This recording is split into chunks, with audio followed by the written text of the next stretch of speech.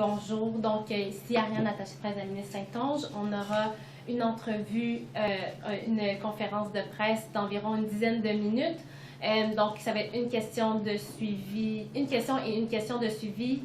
S'il vous plaît, on va prendre un 5 minutes pour les gens en personne, un 5 minutes pour les gens au téléphone, puis si on a encore du temps, on pourra prendre ce temps-ci. Si vous pouvez juste dire votre nom et le média qui vous représentez. Donc, je laisse. Oui, bien, peut-être commencer en vous saluant puis en vous remerciant d'être venu ici, dans ma circonscription à Brome-Missisquoi. Je suis bien contente d'être ici. On a une rencontre dans quelques instants avec ma voisine de circonscription, Marc-Claude Bibeau. On rencontre les associations de lacs, les maires, pour discuter de la situation des espèces envahissantes et de la navigation. Donc, c'est une journée bien agréable pour moi dans la circonscription. Évidemment, vous êtes ici plus pour parler de Hockey Canada. Donc, ma réaction par rapport à la nouvelle d'aujourd'hui, c'est qu'évidemment, c'est une bonne nouvelle que le conseil d'administration ait remis sa démission en bloc. Également, le CEO Scott Smith. Ça va permettre un renouvellement au niveau de l'organisation. Bien évidemment, on va être très vigilants puis on va suivre les prochaines étapes pour s'assurer que les personnes qui seront en place vont être aussi motivées et déterminées que nous à faire les changements nécessaires du côté du hockey pour lutter et transformer la culture, notamment au niveau des violences sexuelles, mais aussi de la discrimination puis de toutes les autres histoires là, qu'on a pu entendre du côté du hockey. Et je pense que ce qu'on a vu du côté de Hockey Canada, bien, c'est quand même une démonstration comme quoi le leadership d'une organisation, aussi sa gouvernance, ça peut avoir des impacts sur la façon dont les cas d'abus et de maltraitance sont gérés dans le sport. Et c'est pour ça que c'est avec beaucoup de motivation et de détermination que je vais continuer de travailler avec mon équipe, avec Sport Canada, là, pour changer notre modèle de financement pour améliorer les pratiques de gouvernance puis rendre les organisations plus imputables. Perhaps I could go in English. First of all, I want to welcome all of you in my beautiful riding of Brome-Missisquoi. Today, I'm having a meeting with the Lake Association and mayors in my riding, as well as in my neighbor's riding, Marie-Claude Bibeau. So it's a very good day for me today to be in my riding. However, I know that most of you are here to talk about Hockey Canada, about the news today. So, of course, I welcome the news of the CEO's resignation and also Scott Smith resignation. So, starting today, we're going to work with the organization to rebuild it and to make sure that the new leadership is going to have the same motivation that we have to implement culture change and fight sexual violence in the organization. What we can remember of the events that happened with Hockey Canada is that leadership and governance can play a big role in how cases of abuse or maltreatment or sexual violence are dealt with and managed, and it can make a big difference. That's why today, more than ever, I'm motivated to keep on working on the reform of the sports system that I've started working on since day one in this mandate, to make sure that the organizations that we fund with federal money, that there's a higher level of best practices in regards to governance, transparency, and as well prevention and treatment of, and how the cases of abuse and maltreatment are dealt with. So I'm going to take questions now. Jasmine Dumas de TVA. Maintenant que ce pas-là est franchi, à quoi vous attendez des prochaines personnes qui vont siéger au conseil d'administration de Hockey Canada? Bien, je m'attends qu'il y ait une plus grande diversité de personnes au sein, entre autres, du conseil d'administration, puis peut-être aussi du côté des directeurs.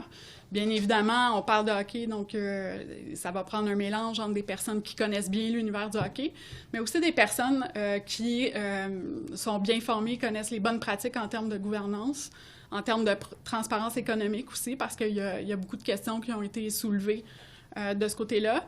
Puis évidemment, des gens qui sont capables d'amener une expertise du côté de la prévention et de l'encadrement des joueurs pour prévenir les violences sexuelles, puis mieux encadrer nos joueurs pour en faire pas juste des bons athlètes, puis des gens qu'on est fiers qu'ils nous représentent à l'international, mais aussi des citoyens qui respectent nos lois, qui respectent les femmes et qui comprennent bien là, c'est quoi le consentement.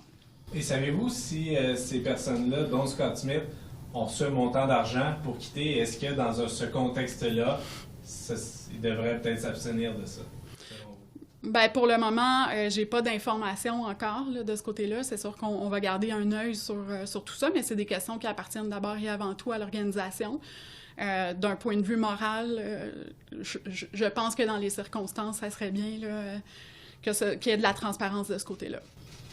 M. Gourdeau, Nouveau Info, concernant le financement d'Hockey Canada, quelle étape il manque après la démission pour permettre de repartir le financement? Je sais que vous allez demander des documents, des rapports.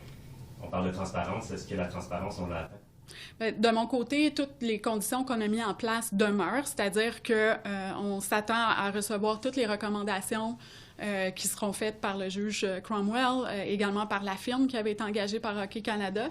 Donc, les recommandations sur comment améliorer les pratiques de gestion, puis les pratiques générales du côté de l'organisation, puis également le plan d'action clair de l'organisation pour les implanter. Donc, ça, c'est bien important.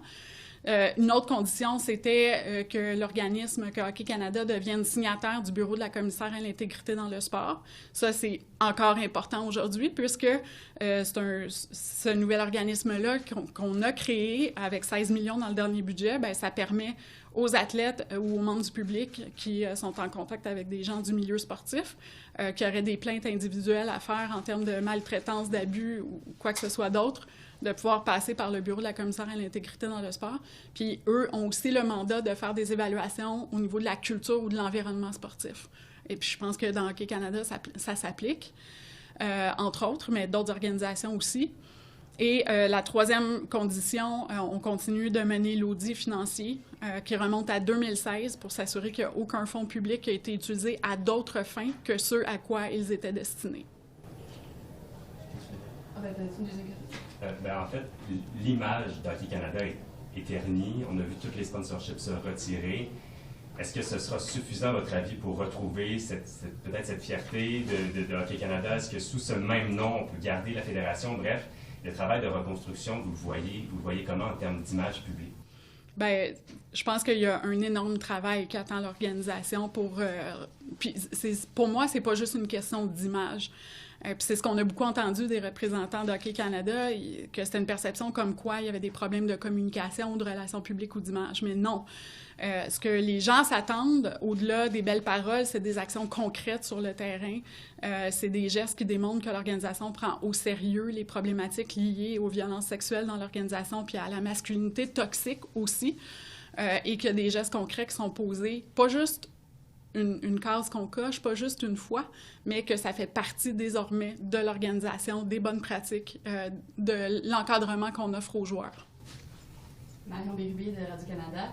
Il y a eu ces démissions en bloc, mais pas d'admission qu'il y a un problème de culture ni d'excuses. Est-ce que c'est un problème selon vous? Absolument, puis c'est pourquoi leur démission était nécessaire, parce que tout au long des témoignages pendant le comité du patrimoine, il n'y a eu aucune véritablement reconnaissance de l'ampleur des problématiques liées aux violences sexuelles.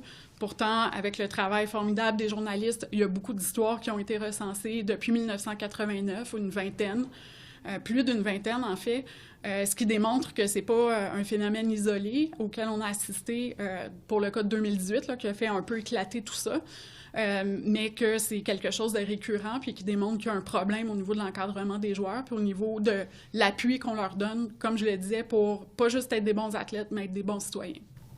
Et le Bloc québécois demande la tenue d'une enquête indépendante sur la gestion au sein de Hockey Canada. Est-ce que c'est une option? Bien, notre gouvernement, parce que oui, il y a eu le cas de Hockey Canada qui démontre, en fait, qui met la lumière sur un phénomène plus grand dans le monde du sport. Il y a eu beaucoup d'histoires d'abus, de maltraitance au niveau des athlètes, que ça part des fois dans les clubs locaux, jusqu'au niveau provincial ou même national. On l'a vu, entre autres, avec gymnastique. Il y a le cas de Bobsleigh Skeleton aussi, dont on a beaucoup entendu parler. C'est juste 2 exemples comme ça. Mais c'est important pour notre gouvernement de donner du soutien aux athlètes qui vivent ces situations-là. Puis c'est pour ça qu'on investit dans le dernier budget 16 millions de dollars pour créer le Bureau de la commissaire à l'intégrité dans le sport, qui est un organisme indépendant qui est capable de mener des enquêtes sur l'environnement sportif, donc la culture dans un sport, par exemple, ici dans le cas de hockey, mais aussi des plaintes individuelles de cas d'abus et de maltraitance. Donc oui, une enquête, oui, et comme il y a un organisme qui a ce mandat-là, c'est pour ça que c'était une condition pour que Hockey Canada puisse recommencer à recevoir du financement de devenir signataire du Bureau de la commissaire à l'intégrité dans le sport. Donc, il pourrait y avoir une enquête du commissaire par rapport à Hockey Canada spécifiquement? Bien, le commissaire est indépendant sur quel type d'enquête, quand, comment, etc., mais je présume que Hockey Canada, c'est le cas typique là, qui devrait intéresser le bureau. Est-ce qu'il y avait d'autres questions en salle? Non. Donc, je vais reprendre le téléphone ici pour passer à nos journalistes qui sont au téléphone. Donc, est-ce qu'il y avait des questions au téléphone?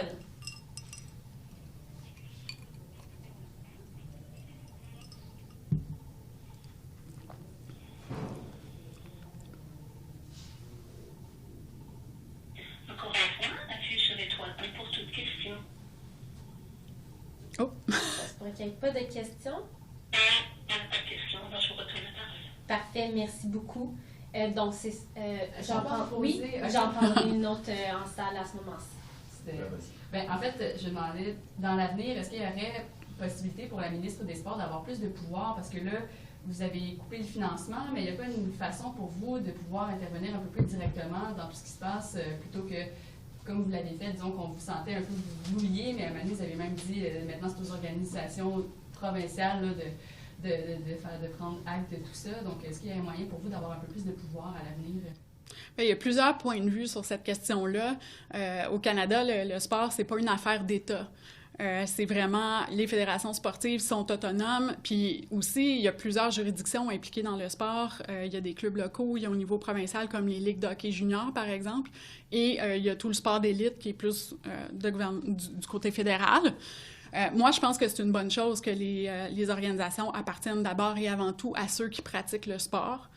Maintenant, au niveau du travail que moi, je veux faire pour imposer des meilleures pratiques de gouvernance, plus de transparence, puis aussi plus de prévention puis de solutions sur les situations d'abus et de maltraitance dans le sport, c'est que dans le fond, le lien qui me lie avec les associations sportives, c'est au niveau financier.